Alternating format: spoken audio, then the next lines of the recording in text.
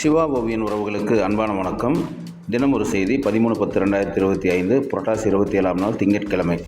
இன்றைய செய்தி: இழிவு செய்யும் நண்பர்களை விட எதிர்த்து நிற்கும் பகைவர்கள் எவ்வளவோ மேல். பகைவர்கள் மட்டுமே நமக்கு நல்ல பாடங்களை சொல்லித் தருகிறார்கள்.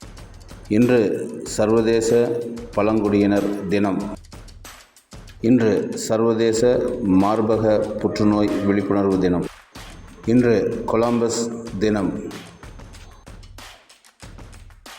இன்று சர்வதேச பேரிடர் அபாயம் குறைப்பு தினம்.